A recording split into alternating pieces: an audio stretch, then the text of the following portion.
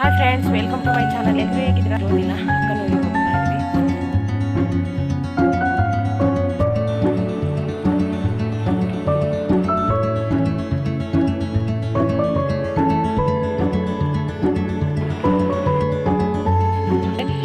ಪಕ್ಕಾ ಬೈತಾರೆ, 10 ನಿಮಿಷ ಕಾಲು ಗಂಟೆ ಅಂತ ನಾಳೆ ಅಕ್ಕನೂರಿಗೆ ಹೋಗ್ತೀವಿ ಅಂತ ಹೇಳಿ ಮಲಗಿದ್ಲು. ಹಾಗಾಗಿ 10 ನಿಮಿಷ ಅಷ್ಟೇ, ನಾವು ವಾಪಸ್ ಬೇಗನೆ ಹೋಗ್ತೀವಿ. ಬೇಗನೆ ಇರಬೇಕು, ಇಲ್ಲ ಅಂತಂದ್ರೆ ಆಡ್ತಿರುತ್ತೆ.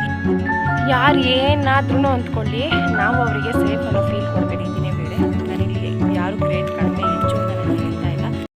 ಹಾಯ್, ಎಲ್ಲರಿಗೂ ನಮಸ್ಕಾರ. Welcome to my channel. ಎಲ್ಲರೂ ಹೇಗಿದ್ದೀರಾ? ಎಲ್ಲರಿಗೂ ಹೊಸ ವೀಡಿಯೋಗೆ ವೆಲ್ಕಮ್ ಮಾಡ್ತಾ ಇದ್ದೀನಿ. ಹೂ ನೋಡಿ ಎಷ್ಟು ಚೆನ್ನಾಗಿ ಅರಳಿದ್ದಾವೆ ಅಂತ, ಅದನ್ನು ನೋಡೋದೇ ಒಂಥರ ಖುಷಿ ಅಂತ ಅನಿಸುತ್ತೆ. ಇವತ್ತೊಂದು ಟಾಪಿಕ್ ಬಗ್ಗೆ ಮಾತಾಡಬೇಕು ಅಂತ ಅಂದ್ಕೊಂಡು ಇವತ್ತಿನ ವೀಡಿಯೋನ ಮಾಡ್ತಾ ಇದ್ದೀನಿ. ಸ್ಕ್ರೀನ್ಶಾಟ್ ಹಾಕಿದ್ದೀನಿ, ನೀವು ಬೇಕಾದರೆ ನೋಡಬಹುದು. ಒಬ್ಬರು ವಿವರ್ ಕಮೆಂಟ್ ಹಾಕಿದ್ರು, ನನಗೂ ಕೂಡ ಇಬ್ಬರು ಹೆಣ್ಮಕ್ಳಿದ್ದಾರೆ, ನೀವು ಯಾವ ಥರ ಫೇಸ್ ಮಾಡಿದ್ರಿ? ಕೆಲವರು ಇಬ್ಬರು ಹೆಣ್ಮಕ್ಳು ಅಂತ ಚುಚ್ಚಿ ಮಾತಾಡ್ತಾರೆ ಅಂತ ಕೇಳಿದರು. ಇವಾಗ ಅದ್ರ ಬಗ್ಗೆ ಮಾತಾಡ್ತೀನಿ. ಬೆಳಗ್ಗೆ ತಿಂಡಿ ಇವತ್ತು ಟೊಮೊಟೊ ಗೊಜ್ಜು ಮತ್ತು ರೈಸ್ ಮಾಡ್ತಾಯಿದ್ದೆ. ನನಗೆ ಇದು ಚಪಾತಿ, ರೊಟ್ಟಿ, ರೈಸ್ಗೆ ಎಲ್ಲದಕ್ಕೂ ಕೂಡ ತುಂಬ ಇಷ್ಟ ಆಗುತ್ತೆ. ಹೇಗೆ ಅಂತ ಅಂದರೆ, ಜನ ಹೇಗಿದ್ರೂ ಮಾತಾಡ್ತಾರೆ. ಮಕ್ಕಳಾಗಿಲ್ಲ ಅಂತಂದರೆ, ಮದುವೆ ಆಗಿ ಇಷ್ಟು ವರ್ಷ ಆಯಿತು ಆದರೂ ಕೂಡ ಇನ್ನೂ ಮಕ್ಕಳಾಗಿಲ್ಲ ಅಂತ ಮಾತಾಡ್ತಾರೆ. ಅದರಲ್ಲೂ ಆಯಿತು ಅಂತ ಅಂದರೆ, ಇಬ್ಬರು ಗಂಡು ಮಕ್ಕಳಾದರು ಅಂತ ಅಂದರೆ, ಇಬ್ಬರು ಗಂಡು ಮಕ್ಕಳಾದರೂ ಒಂದಾದರೂ ಹೆಣ್ಮಗು ಇರಬೇಕು ಅಂತಾರೆ. ಇಬ್ಬರು ಹೆಣ್ಮಕ್ಳಾದರು ಅಂತ ಅಂದರೆ, ಒಂದಾದ್ರು ಗಂಡು ಮಗು ಇರಬೇಕು, ಇಬ್ಬರು ಹೆಣ್ಮಕ್ಳಾದರು ಅಂತಾರೆ. ಅಥವಾ ಒಂದಿದ್ರೆ ಒಂದು ಮಗು ಮಾಡ್ಕೊಂಡಿದ್ದಾರೆ, 2 ಮಕ್ಕಳಿದ್ರೆ ಒಳ್ಳೆಯದು ಅಂತಾರೆ. ಈ ಥರ ಜನ ಹೇಗಿದ್ರೂ ಮಾತಾಡ್ತಾರೆ, ಮಾತಾಡೋದಂತೂ ನಿಲ್ಲಿಸೋದಿಲ್ಲ. ಯಾರು ಮಾತಾಡೋದನ್ನು ನಾವು ಚೇಂಜ್ ಮಾಡೋದಕ್ಕಾಗೋದಿಲ್ಲ, ಆದರೆ ನಾವು ಆಲೋಚನೆ ಮಾಡೋದನ್ನು ಖಂಡಿತವಾಗಿಯೂ ಚೇಂಜ್ ಮಾಡಬಹುದು. ಯಾರು ಏನಾದ್ರೂ ಅಂದ್ಕೊಳ್ಳಿ, ನಮ್ಮ ಲೈಫ್ ನಮ್ಮಿಷ್ಟ ಗುರು. ದೇವ್ರು ನಮಗೆ ಏನು ಕೊಟ್ಟಿದ್ದಾರೆ, ನಮಗೆ ಅದೇ ಅಮೃತ, ನಮಗೆ ಅದೇ ಸ್ವರ್ಗ ಅಂದ್ಕೊಂಡು ನಾವು ಸುಮ್ಮನಿರೋದು. ನನಗೂ ಕೂಡ ಫಸ್ಟ್ನೇ ಹೆಣ್ಮಗು ಆದಾಗ ನಾನು ಫಸ್ಟ್ ಇದ್ದಿದ್ದು ಒಳ್ಳೆ ಆರೋಗ್ಯಯುತವಾದಂತಹ ಮಗು ಹುಟ್ಟಬೇಕು, ಹೆಣ್ಣಾದರೂ ಆಗಲಿ ಗಂಡಾದರೂ ಆಗಲಿ ಅಂತ. ನನಗೆ ಅಷ್ಟೊಂದು ಅದೇ ಬೇಕು ಇದೇ ಬೇಕು ಆ ಥರ ಏನೂ ಇರಲಿಲ್ಲ. ಫಸ್ಟು ಹೆಣ್ಪಾಪು ಆಯಿತು. ಆವಾಗ ನಮ್ಮನೇಲಿ ಹುಟ್ಟಿದಾಗ ಎಲ್ಲರಿಗೂ ಫೋನ್ ಮಾಡಿ ಹೇಳಿದ್ದು, ಎಂಥ ಪಾಪು ಅಂತ ಕೇಳಿದಾಗ ಮನೆಗೆ ಲಕ್ಷ್ಮಿ ಬಂದಿದ್ದಾಳೆ ಅಂತ. ತುಂಬಾ ಖುಷಿ ಇತ್ತು, ಅದರಲ್ಲಿ ಯಾವುದೇ ಬೇಜಾರಿಲ್ಲ, ಯಾರೂ ಏನೂ ಮಾತಾಡಲಿಲ್ಲ. ಯಾಕೆಂದರೆ ಫಸ್ಟ್ನೇ ಮಗು ಅಲ್ವಾ. ಹಾಗಾಗಿ 2ನೇ ಮಗು ಆದಾಗ ಮಗು ಹೊಟ್ಟೆಲಿದ್ದಾಗಲೇ ಡಿಮ್ಯಾಂಡ್ಸ್ ಜಾಸ್ತಿ ಆಗಿತ್ತು, ಈ ಮಗು ಹೆಣ್ಮಗು ಆಗಲಿ. ನನ್ನ ಹಸ್ಬೆಂಡ್ ಒಂದೇ ಒಂದು ದಿನಕ್ಕೂ ನನಗೆ ಗಂಡು ಮಗು ಬೇಕು ಅಂತ ಕೇಳಿಲ್ಲ, ಗಂಡು ಮಗು ಆಗಬೇಕಿತ್ತು ಅಂತ ಹೇಳಿಲ್ಲ. ನಂಗೆ ಅದ್ರ ಬಗ್ಗೆ ತುಂಬಾ ಖುಷಿ ಇದೆ, ನಂಗೆ ತುಂಬಾ ಹೆಮ್ಮೆ ಅಂತ ಅನಿಸುತ್ತೆ. ಅವ್ರು ಥಿಂಕ್ ಮಾಡೋ ರೀತಿಯೇ ಬೇರೆ. ನಂಗೆ ಅವ್ರ ಬಗ್ಗೆ ತುಂಬ ಪ್ರೌಡ್ ಫೀಲ್ ಇದೆ. ನಾನು ಕೆಲವು ಸಲ ಅಂದ್ಕೊಂಡು ಆ ಥರ ಆಯಿತು ಅಂತ ಅಂದಿರಬಹುದು, ಬಟ್ ಅವ್ರ ಬಾಯಲ್ಲಿ ಒಂದು ದಿನವೂ ಕೂಡ ಅಂತ ಮಾತು ಬಂದಿಲ್ಲ.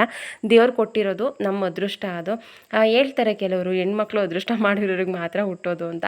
ನಾವು ಡಬಲ್ ಅದೃಷ್ಟ ಮಾಡಿದ್ದೀನಿ ಅಂತ ಅನಿಸುತ್ತೆ. ಹಾಗಾಗಿ ನನಗೆ ಇಬ್ಬರು ಪುಟ್ ಲಕ್ಷ್ಮಿಯರಿದ್ದಾರೆ. ಜನ ಹೇಗಾದ್ರೂ ಮಾತಾಡಲಿ, ನೀವು ಧೈರ್ಯವಾಗಿರಿ, ತಪ್ಪೇನಿಲ್ಲ. ಹೇಗಿದ್ರೂ ಮಾತಾಡ್ತಾರೆ. ಹೆಣ್ಣಾಗಿ ತಾಯಿ ಬೇಕಂತೆ, ಹೆಂಡ್ತಿ ಬೇಕಂತೆ, ಆದರೆ ಮಕ್ಕಳು ಮಾತ್ರ ಬೇಡವಂತೆ. ಅದು ಅವ್ರವ್ರ ಥಿಂಕಿಂಗಿಗೆ ಬಿಟ್ಟಿದ್ದು. ಅವ್ರು ಆ ಥರ ಮಾತಾಡ್ತಾರೆ ಅಂದರೆ ಅವ್ರ ಮೈಂಡ್ ಸೆಟ್ ಯಾವ ಥರ ಇದೆ ಅಂತ ಅವ್ರ ಮಾತಲ್ಲೇ ತೋರಿಸುತ್ತೆ. ನನಗೂ ತುಂಬ ಜನ ಹೇಳಿದ್ದಾರೆ, ನಿಮಗೆ ಒಂದು ಆಗಬೇಕಿತ್ತು ಚೆನ್ನಾಗಿರೋದು, ಒಂದು ಇದ್ದಿದ್ರೆ ಒಳ್ಳೆಯದು. ಅಯ್ಯೋ, ನಿಮಗೆ 2 ಹೆಣ್ಪಾಪು ಆಯಿತಾ, ಒಂದಾದರೂ ಇರಬೇಕಿತ್ತಲ್ಲ, ಇಷ್ಟೊಂದು ಆಸ್ತಿ ಇದೆ ಇಟ್ಕೊಂಡು ಏನು ಮಾಡ್ತಾರೆ? ಯಾಕೆ ಹೆಣ್ಮಕ್ಳು ಮಕ್ಕಳಲ್ವಾ?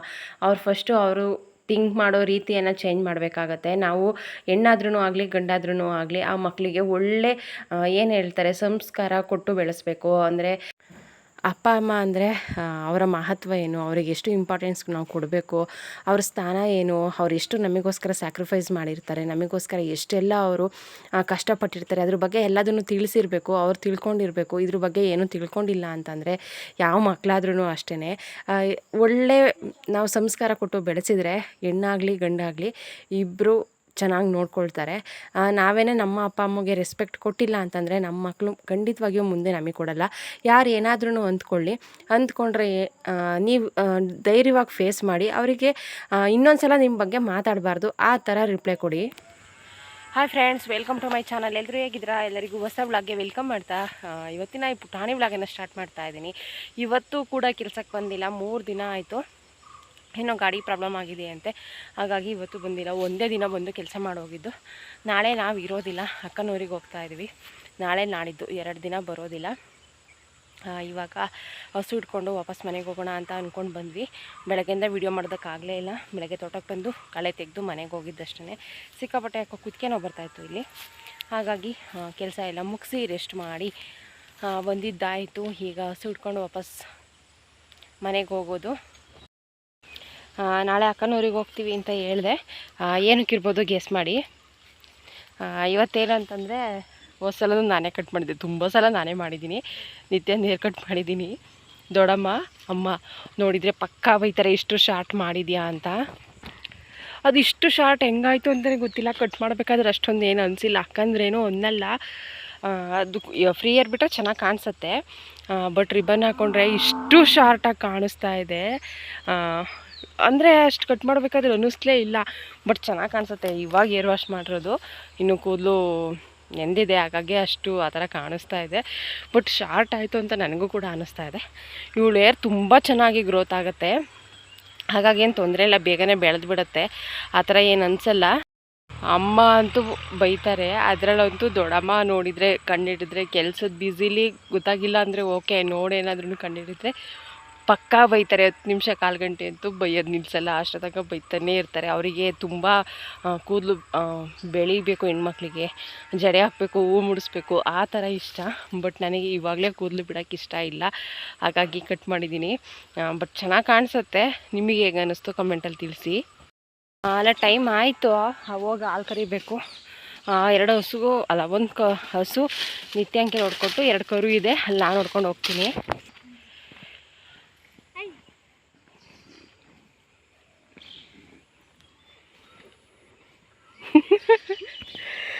ಏನಂತಾರೋ ಗೊತ್ತಿಲ್ಲ, ನಾನು ಅಲ್ಲಿಂದ ಬಂದಮೇಲೆ ಕಟ್ ಮಾಡಬೇಕಿತ್ತು ಅಂತ ಅನ್ನಿಸ್ತಾ ಇದ್ದೆ. ಅಷ್ಟು ಅವ್ರು ಇನ್ನೊಂದು ಸಲ ಬರೋ ಅಷ್ಟರಲ್ಲಿ ಇನ್ನೂ ಸ್ವಲ್ಪನಾದ್ರೂ ಬೆಳೆದಿರೋದು ಏನಾಗಲ್ಲ. ಬಟ್ ಅವಳು ಚೆನ್ನಾಗಿ ಕಾಣಿಸ್ತಾ ಇದೆ. ನೀವು ತಿಳಿಸಿ ಕಮೆಂಟಲ್ಲಿ ಆಯಿತಾ, ಹೇಗೆ ಕಾಣಿಸ್ತಾ ಇದೆ ಅಂತ.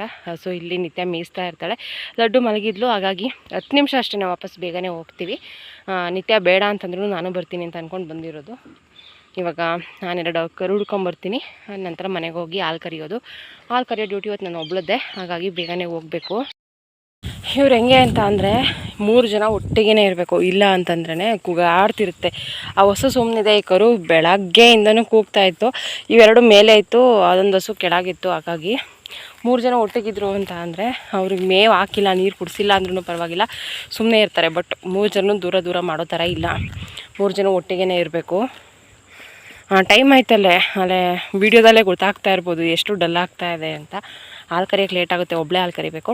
ಹಾಗಾಗಿ ನಾನು ಹೋಗ್ಬೇಕು. ನನ್ನ ಹಸ್ಬೆಂಡ್ ಗೊಬ್ಬರ ಹಾಕ್ತಾ ಇದ್ದಾರೆ ಇಲ್ಲೇ ಶುಂಠಿಗೆಲ್ಲ, ಹಾಗಾಗಿ ಹಾಲು ಕರಿಯೋದು ನಂದೇ, ಹೋಗಬೇಕು ಬೇಗ. ಹಿಂದೆ ವೆದರ್ ನೋಡ್ಬೋದು ಎಷ್ಟು ಚೆನ್ನಾಗಿದೆ ಅಂತ, ಸಿಕ್ಕಾಪಟ್ಟೆ ಚೆನ್ನಾಗಿದೆ. ಕೋಲ್ಡಾಗಿ ಅಂತಂದರೆ ಸ್ವಲ್ಪ ತಂಪು ಅಂತ ಅನಿಸುತ್ತೆ. ಬಿಸಿಲಲ್ಲೆಲ್ಲ ಕೆಲಸ ಮಾಡೋಕ್ಕಾಗಲ್ಲ, ಬೆಳಗ್ಗೆ ಮತ್ತು ಸಂಜೆ ಮಾಡ್ಬೋದು ಅಷ್ಟೇ. ಉರಿಯೋ ಬಿಸಿಲಲ್ಲೆಲ್ಲ ಕೆಲಸ ಮಾಡೋದಕ್ಕಾಗೋದೇ ಇಲ್ಲ. ಕೆಲಸ ಮಾಡೋದೊಂದು ಕಷ್ಟ ಅಂದರೆ ಬಿಸಿಲಲ್ಲಿ ಆಚೆಗೆ ಬರದೆ ಅದು ಇನ್ನೊಂದು ಥರ ಕಷ್ಟ. ಹಾಗಾಗಿ ಇವಾಗ ಪೂರ್ತಿ ಎಷ್ಟು ತನಕ ಕತ್ಲೆ ಆಗುತ್ತೆ ಅಲ್ಲಿವರೆಗೂ ಕೆಲಸ ಮಾಡಿ ಮನೆಗೆ ಬರ್ತಾರೆ. ನಾನೊಂದು ಕಮೆಂಟನ್ನು ನಿಮಗೆ ಶೇರ್ ಮಾಡಿದ್ದೆ, ಅದ್ರ ಬಗ್ಗೆ ವೀಡಿಯೋ ಸ್ಟಾರ್ಟಿಂಗಲ್ಲಿ ಮಾತಾಡಿದೆ. ಅದ್ರ ಬಗ್ಗೆ ಏನು ಹೇಳಬೇಕು ಅಂತ ನನಗೆ ಗೊತ್ತಿಲ್ಲ.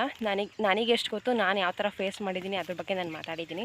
ಇದರಲ್ಲಿ ಎಷ್ಟು ಜನಕ್ಕೆ ಅನ್ನಿಸ್ತು, ತಪ್ಪು ಅನ್ನಿಸ್ತು ನನಗೆ ಗೊತ್ತಿಲ್ಲ. ಅಂತಂದರೆ ತಾಯಿ ಅಂದ್ರೇ ಗ್ರೇಟು, ಅದರಲ್ಲಿ ಹೆಚ್ಚು ಕಮ್ಮಿ ಯಾವುದೂ ಇಲ್ಲ. ಅದರಲ್ಲಿ ಹೆಣ್ಮಕ್ಳು ತಾಯಿ ಯೋಚನೆ ಮಾಡೋ ರೀತಿಯೇ ಬೇರೆ, ಗಂಡು ಮಕ್ಕಳು ತಾಯಿ ಯೋಚನೆ ಮಾಡೋ ರೀತಿಯೇ ಬೇರೆ. ನಾನಿಲ್ಲಿ ಯಾರು ಗ್ರೇಟ್ ಕಡಿಮೆ ಹೆಚ್ಚು ಅಂತ ನಾನು ಹೇಳ್ತಾ ಇಲ್ಲ. ತಾಯಿ ಅಂದ್ರೇ ಒಂಥರ ಸ್ಪೆಷಲ್ ಪವರ್. ಯಾರು ಏನಾದ್ರೂ ಅಂದ್ಕೊಳ್ಳಿ, ನಾವು ಅವರಿಗೆ ಸೇಫ್ ಅನ್ನೋ ಫೀಲ್ ಕೊಡಬೇಕು. ನಾವು ಯಾರಿಗೂ ಕಡಿಮೆ ಇಲ್ಲ ಅನ್ನೋವಷ್ಟು ಅವರಿಗೆ ಫೀಲ್ ನಾವು ಕೊಡಬೇಕು. ಇದರಲ್ಲಿ ನಾನು ನಿಮಗೆ ಎಷ್ಟು ಸರಿ ಅನ್ನಿಸ್ತೋ ತಪ್ಪು ಅನ್ನಿಸ್ತೋ ಗೊತ್ತಿಲ್ಲ. ತಪ್ಪೇನಾದರೂ ಅನಿಸಿದರೆ ಸಾರಿ, ನನಗೇನು ಅನ್ನಿಸ್ತು ನಾನು ಅದನ್ನು ಶೇರ್ ಮಾಡ್ಕೊಂಡಿದ್ದೀನಿ.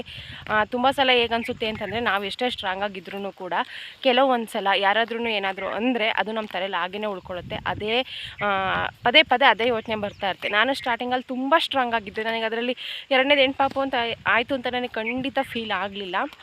ಹೇಗಾಯಿತು ಅಂತಂದರೆ, ಅಕ್ಕಪಕ್ಕದವರು ನೋಡೋಕ್ಕೆ ಬಂದಿರೋರು, ಪಾಪು ನೋಡೋಕ್ಕೆ ಬಂದಿರೋರಾಗಲಿ, ಗಂಡು ಮಗು ಆಗಿದ್ದಿದ್ರೆ ಚೆನ್ನಾಗಿರೋದು, ಒಂದು ಗಂಡು ಮಗು ಬೇಕಿತ್ತು, ಗಂಡು ಮಗು ಆಗಿದ್ದಿದ್ರೆ ಇನ್ನೂ ಚೆನ್ನಾಗಿರೋದು, ಈ ಥರ ಏನಾದ್ರೂ ಅದ್ರ ಬಗ್ಗೆನೇ ಮಾತಾಡೋರು. ಇವಾಗ ಹೆಣ್ಣಾದರೆ ಹೆಣ್ಣೇ ಆಗುತ್ತೆ, ಗಂಡು ಮಕ್ಕಳು ಫಸ್ಟ್ನೇ ಪಾಪು ಗಂಡಾದರೆ 2ನೇ ಪಾಪನೂ ಗಂಡೇ ಆಗುತ್ತೆ, ಕೊಟ್ಟವರಿಗೆ ಅದನ್ನೇ ಕೊಡ್ತಾರೆ. ಈ ಥರ ಹೇಳಿ ಹೇಳಿ ಹೇಳಿ ನಾವು ಅವಾಗ ಆ ಟೈಮಲ್ಲಿ ವೀಕ್ ಇರ್ತೀವಿ ಅಂತಲೂ ಸಿಕ್ಕಾಪಟ್ಟೆ ನಾನು ಫೀಲ್ ಮಾಡಿದ್ದೀನಿ. ಆಗಬೇಕಿತ್ತ ಅಂತ ನನಗೂ ಒಂದು ಸಲ ಅನಿಸ್ಬಿಟ್ಟಿತ್ತು. ನನಗೆ ಖಂಡಿತ ಗಂಡು ಮಗು ಆಗಬೇಕು, ಅವ್ರು ನಮ್ಮನ್ನು ಮುಂದೆ ನಮಗೆ ವಯಸ್ಸಾದ್ಮೇಲೆ ನೋಡ್ಕೊಳ್ಬೇಕು, ಆ ಥರ ಯಾವುದೇ ಆಲೋಚನೆ ಇಲ್ಲ. ನನಗೆ ನನ್ನ ಮಕ್ಕಳೇ ಪ್ರಪಂಚ. ನಾನು ಅವರಿಗೆ ಎಷ್ಟು ಬೆಟರ್ ಲೈಫ್ ಕೊಡೋದಕ್ಕಾಗುತ್ತೆ ಅಷ್ಟು ಬೆಟರಾಗಿ ನಾನು ಅವ್ರನ್ನ ನೋಡ್ಕೊಳ್ಬೇಕು, ಬೆಟರ್ ಲೈಫನ್ನು ಕೊಡಬೇಕು. ನನ್ನ ಆಸೆ ಒಂದೇನಿದ್ದು ಅಂದರೆ, ಗಂಡು ಮಗು ಆದರೆ ಕೊನೆವರೆಗೂ ನಮ್ಮ ಜೊತೆ ಇರುತ್ತೆ ಅಂತ. ಬಟ್ ಏನೂ ಮಾಡೋಕ್ಕಾಗಲ್ಲ, ದೇವ್ರು ಕೊಟ್ಟಿದ್ದು. ನನಗೆ ತುಂಬಾ ಖುಷಿ ಇದೆ. ನಮ್ಮ ಮನೇಲಿ ಒಬ್ಬರಲ್ಲ, ಇಬ್ಬಿಬ್ಬರು ಮಹಾಲಕ್ಷ್ಮಿಯರಿದ್ದಾರೆ, ಪುಟ್ಟಲಕ್ಷ್ಮಿಯರಿದ್ದಾರೆ. ನಂಗೆ ತುಂಬಾ ಖುಷಿ ಇದೆ. ನಾನು ಆ ಟೈಮಲ್ಲಿ ಯಾಕೆ ಫೀಲ್ ಮಾಡ್ಕೊಂಡೆ ಅಂತಂದರೆ, ನನಗೆ ನನ್ನ ಮಕ್ಕಳೇ ಪ್ರಪಂಚ. ಎಲ್ಲ ತಾಯಂದ್ರಿಗೂ ಹಾಗೇ ಇರುತ್ತೆ. ನಾನು ಓವರಾಗಿ ಥಿಂಕ್ ಮಾಡ್ತೀನಿ. ನಾನೇನಂತ ಅಂದ್ಕೊಂಡೆ ಅಂತ ಅಂದರೆ, ಗಂಡು ಮಗು ಆದರೆ ಕೊನೆವರೆಗೂ ಇರುತ್ತೆ, ನಮ್ಮ ಜೊತೆಗಿರುತ್ತೆ, ನಾವಿರೋವರೆಗೂ ನಮ್ಮ ಜೊತೆಗಿರುತ್ತೆ. ಹೆಣ್ಮಕ್ಳಾದರೆ ಒಂದು 25 ವರ್ಷ 30 ವರ್ಷ ಆವಾಗೆಲ್ಲ ಮದುವೆ ಮಾಡಿ ಕಳಿಸ್ಬಿಡ್ತಾರೆ. ನಮ್ಮ ಜೊತೆಗೆ ಇಬ್ಬರೂ ಇರಲ್ವಲ್ಲ ಅಂತ ಫೀಲ್ ಆಗ್ತಾಯಿತ್ತು. ಅದು ಬಿಟ್ಟರೆ ಗಂಡು ಮಕ್ಕಳಾಗಬೇಕು, ನೋಡ್ಕೊಳ್ಬೇಕು, ಆ ಥರ ಯಾವುದೇ ಆಲೋಚನೆ ನನಗಿರಲಿಲ್ಲ. ಇದಾಗಿತ್ತು ಇವತ್ತಿನ ಪುಟಾಣಿ ವಿಡಿಯೋ. ಈ ವಿಡಿಯೋ ಇಷ್ಟ ಆದರೆ ಲೈಕ್ ಮಾಡಿ, ಶೇರ್ ಮಾಡಿ. ಪ್ಲೀಸ್ ನಮ್ಮ ಚಾನಲ್ಗೆ ಯಾರು ಸಬ್ಸ್ಕ್ರೈಬ್ ಆಗಿಲ್ಲ, ಸಬ್ಸ್ಕ್ರೈಬ್ ಮಾಡ್ಕೊಂಡು ಸಪೋರ್ಟ್ ಮಾಡಿ ಅಂತ ಕೇಳ್ಕೊಳ್ತಾ ಇದ್ದೀನಿ. ಹೇಗನ್ನಿಸ್ತು ಅಂತ ಕಮೆಂಟ್ ಬಾಕ್ಸಲ್ಲಿ ತಿಳಿಸಿ. Thank you.